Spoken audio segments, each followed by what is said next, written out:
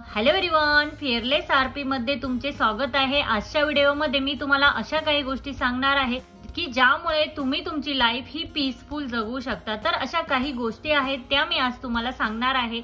त्यात सगळ्यात पहिल्यांदा मी तुम्हाला सांगते, यामध्ये प्रत्येकाचं मत हे वेगळं असू शकतं, बट मी काही गोष्टी आहेत ज्या माझ्या पद्धतीने मांडण्याचा या व्हिडिओमध्ये प्रयत्न करत आहे। त्यामुळे जर तुम्हाला यातनं कुठली गोष्ट ही वाईट वाटत असेल किंवा तुम्हाला जर ती गोष्ट फॉलो करायची नसेल तर तो तुमचा प्रश्न आहे। त्यामुळे माझा व्हिडिओ मी माझ्या पद्धतीने किंवा आजकालच्या जगात काय चाललं आहे किंवा आपली लाईफ ही खूप स्ट्रेस आपल्या लाईफ मध्ये आजकाल आजूबाजूला दिसायला लागला आहे, तर त्यामुळे मी आजचा व्हिडिओ हा तुमच्यासाठी घेऊन आलेला आहे। तर या गोष्टी ज्या आहेत ह्या तुम्ही जर लक्षात घेतल्या तर नक्कीच तुम्ही एक पीसफुल लाईफ ही जगू शकाल।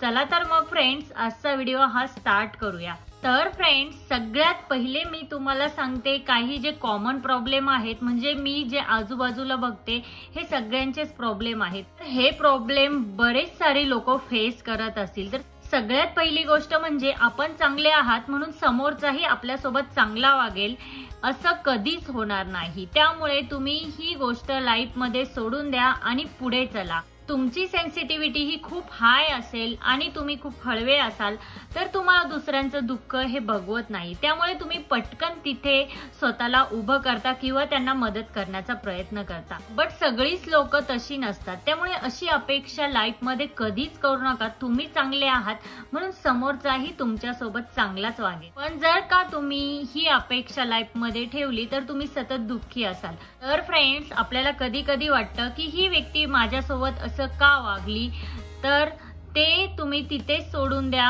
मी तुम्हाला सांगते, इग्नोरचा मंत्र फॉलो करा आणि आपलं काम हे करत राहा आणि आपल्या लाईफ मध्ये पुढे चला। समोरची व्यक्ती ही आपल्यासोबत कशी वागेन हे आपल्या हातात कधीच नसतं, त्यामुळे आपण तिथे कधीच जायचं नाही। आणि ही अपेक्षा तर नक्कीच सोडून द्या की समोरची व्यक्ती ही आपल्या मनाप्रमाणे वागू शकते। त्यामुळे फ्रेंड्स, हा मुद्दा लक्षात ठेवा की आपण चांगले आहोत म्हणून समोरची व्यक्ती ही आपल्यासोबत चांगलीच वागेन, हा विचार तुम्ही तुमच्या डोक्यातनं काढून टाका आणि पुढे चला।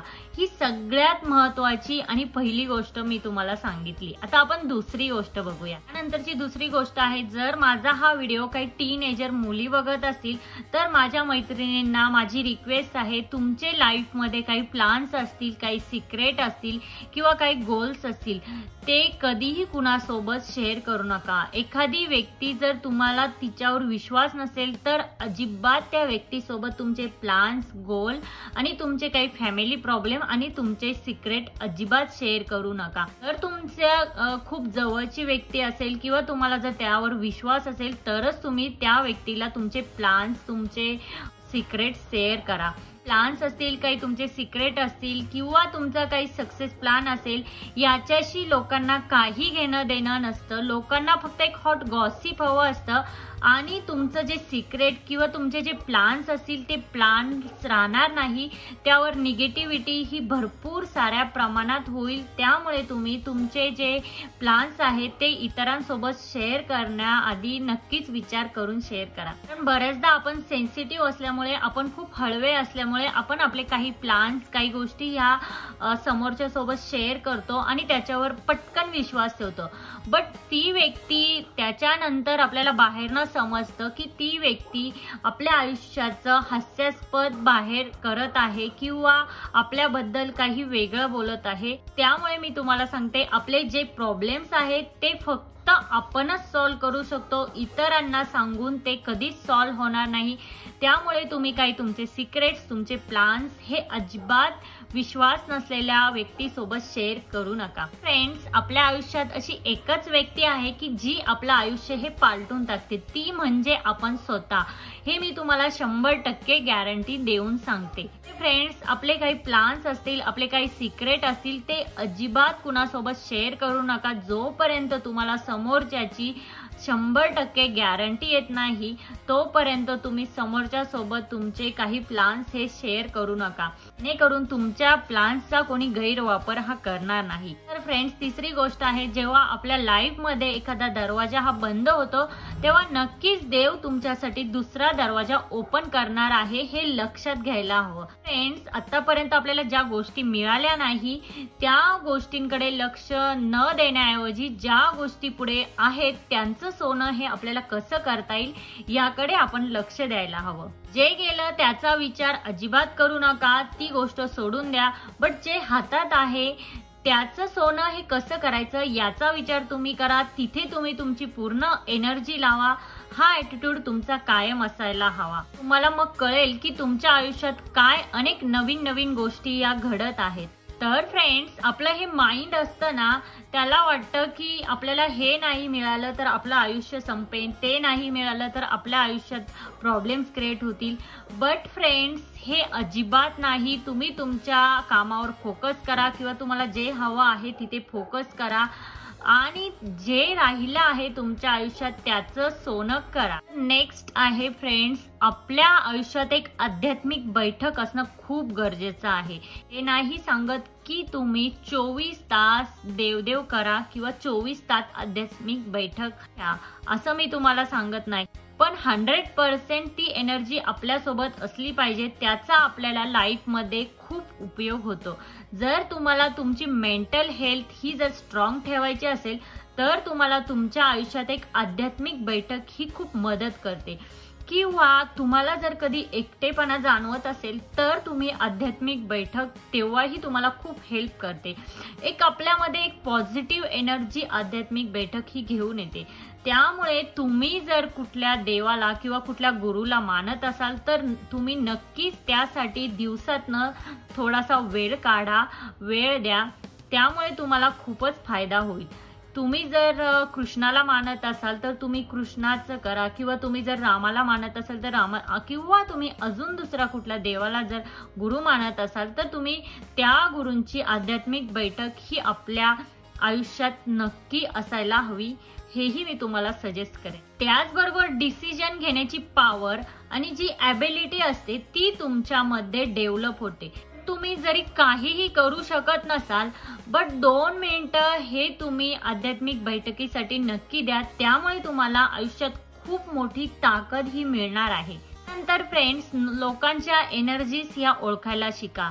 म्हणजेच काय, जर एखाद्या व्यक्तीकडून तुम्हाला निगेटिव्ह व्हायब्रेशन हे भेटत असतील, मिळत असतील तर फ्रेंड्स, त्यासाठी इंट्युशन नावाची एक गोष्ट आहे, ती देवाने आपल्याला खूप छान गिफ्ट केलेली आहे. इंट्युशन नावाची गोष्ट असते म्हणजेच आपला जो सिक्स सेन्स असतो तो आपल्याला नेहमी गाईड करत असतो की समोरची व्यक्ती ही आपल्यासाठी बरोबर नाही आहे किंवा समोर जे चाललं आहे ते बरोबर नाही आहेत. बट आपलं माइंड असं असतं की ते ऐकतच नाही किंवा आपण इंट्युशनवर किंवा आपल्या सिक्स सेन्सवर विश्वास ठेवत नाही. त्यामुळे फ्रेंड्स, मी तुम्हाला सांगते, इंट्युशन नावाची जी गोष्ट आहे त्याचा विचार तुम्ही करायलाच हवा. मी तुम्हाला असं नाही सांगणार की 100% ती गोष्ट तुम्ही डेफिनेटली फॉलो करा. बट इंट्युशन किंवा तुमचा सिक्स सेन्स जो सांगत असेल की ही व्यक्ती निगेटिव्ह आहे किंवा हे निगेटिव्ह व्हायब्रेशन आपल्याकडे येत आहेत तर ते तुम्ही ओळखायला शिका. जर एखाद्या व्यक्तीसोबत तुम्ही कम्फर्ट नसाल तर थोडंसं थांबून आपला सिक्स सेन्स हा काय विचार करतो या किंवा आपल्याला काय गाईड करतो याचा विचार नक्की करा. म्हणजे जो सिक्स सेन्स असतो त्याचा आवाजही ऐकायला तुम्ही नक्की शिका. त्यानंतरचा मुद्दा आहे स्वतःवर 100% विश्वास ठेवा. म्हणजे तुम्ही स्वतःवर विश्वास ठेवायला शिका. कितीही काही झालं तरी स्वतःवरचा विश्वास हा ढळू देऊ नका. याने आपल्याला एक सेल्फ कॉन्फिडन्स आपल्यामध्ये तयार होतो, आपण एक स्ट्रॉंगली डेव्हलप होतो. त्यामुळे तुम्ही स्वतःवर विश्वास ठेवायला शिका. त्यानंतर फ्रेंड्स, निगेटिव्ह लोकांना आपल्या आयुष्यातनं कट डाऊन करा. बऱ्याचदा असं होतं की काही निगेटिव्ह व्यक्ती असतात तर आपल्याला ते माहिती असतं पण आपण त्याच्यासोबत बोलतच असतो. बट असं अजिबात करू नका.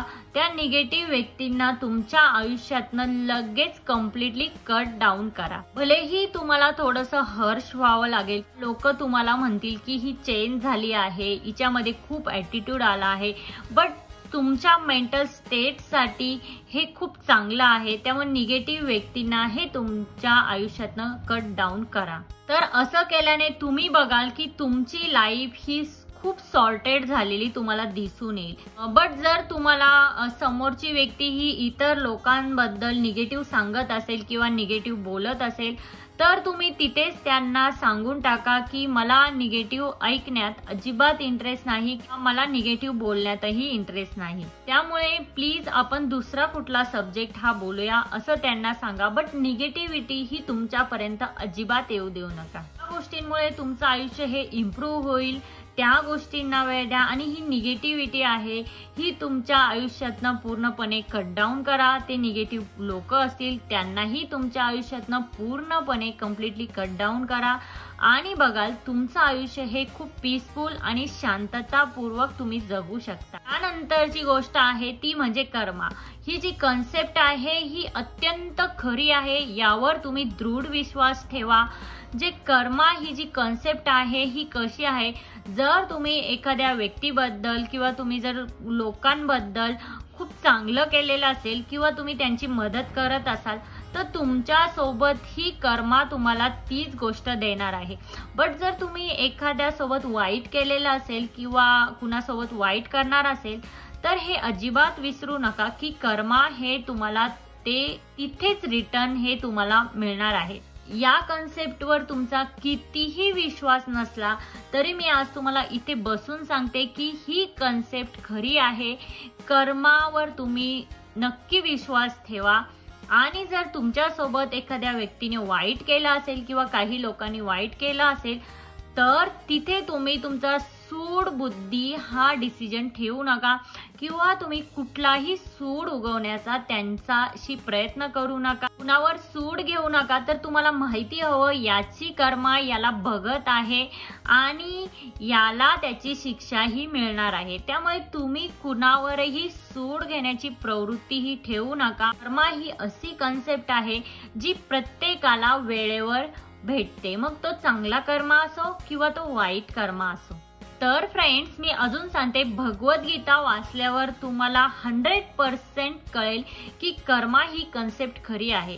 त्यामुळे डेफिनेटली 100% चांगली कर्म करण्याकडे तुमचा कल असायला हवा. त्याची फळं ही तुम्हाला नक्की मिळतील. वाईट कर्म केलं तर त्याची शिक्षा ही तुम्हाला भोगायची आहे हे नक्की लक्षात ठेवा. त्यामुळे एखाद्या व्यक्तीने जर तुमच्यासोबत काही वाईट केलं तर त्याने दुःखी होऊ नका किंवा दुःखी होत बसू नका. त्याची वेळ ही येणार आहे किंवा त्याचा हा कर्म येणार आहे आणि त्याची शिक्षा त्याला मिळणार आहे. त्यामुळे तुम्ही तेही वाईट वाटू देऊ नका. त्यामुळे इग्नोर करा. लाईफ मध्ये चांगलं करण्याचा प्रयत्न करा आणि सरळ पुढे जा. त्यानंतर फ्रेंड्स आहे 1 इयर रूल अप्लाय करा. आता 1 इयर रूल म्हणजे काय, जे हे प्रॉब्लेम जर सपोज तुमच्या लाईफ मध्ये काही प्रॉब्लेम चालू असतील तर ते प्रॉब्लेम तसेच्या तसे 1 वर्षानंतर अस्तित्वात असणार आहे का, मुळात ते प्रॉब्लेम्स अस्तित्वातच असणार आहे का याचा विचार करा. जर ते प्रॉब्लेम अस्तित्वात असणार आहे किंवा जर ते प्रॉब्लेम असणार आहे किंवा जर ती व्यक्ती तुमच्यासोबत असणार आहे तरच त्यामध्ये एनर्जी ही वाया घालवा किंवा तरच त्याकडे एनर्जी लावा.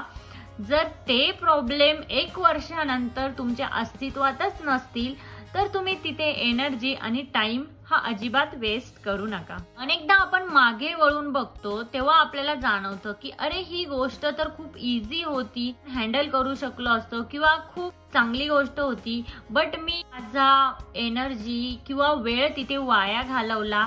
हे तुम्हाला पुढे जाऊन कळेल. त्यासाठी 1 इयर रूल हा असतो हे नक्की लक्षात घ्या. आणि फ्रेंड्स आपल्या आयुष्यात प्रॉब्लेम हे येणार जाणार हे चालूच राहणार आहे. त्यालाच आपण आयुष्य म्हणतो. जर का ही एनर्जी एवढी आपण ह्याच प्रॉब्लेम मध्ये वाया घालवली तर आपण आपलं आयुष्य हे कधी जगणार आहोत हेही लक्षात घ्यायला हवं. त्यामुळे हा प्रॉब्लेम 1 वर्षाने तितकाच गंभीर असेल असं तुम्हाला वाटत असेल तरच त्याला वेळ द्या, नाही तर ते तिथेच सोडून द्या. तुमच्या आयुष्यात पुढे चला. फ्रेंड्स या होत्या काही गोष्टी ज्या जर तुम्ही तुमच्या डेली लाईफ मध्ये किंवा तुम्ही जी डेली लाईफस्टाईल जगत असाल त्यामध्ये फॉलो केल्या किंवा काही गोष्टी या विचारात घेतल्या तर तुमची लाईफ ही नक्कीच पीसफुल आणि शांततापूर्ण आणि सॉर्ट आउट झालेली तुम्हाला दिसून येईल. तर फ्रेंड्स, आजच्या व्हिडिओमध्ये इतकंच. आजचा व्हिडिओ हा तुम्हाला कसा वाटला? आजचा व्हिडिओ जर तुम्हाला हेल्पफुल वाटला असेल तर लाईक, शेअर, सबस्क्राईब करा आणि तिथे जे बेल आयकॉन आहे ते प्रेस करा. म्हणजे काय होईल, जेव्हा मी व्हिडिओ अपलोड करेन तेव्हा त्याचे नोटिफिकेशन हे सगळ्यात पहिल्यांदा तुम्हाला येईल. भेटूया अशाच एका नवीन व्हिडिओमध्ये. तोपर्यंत काळजी घ्या. Thank you everyone.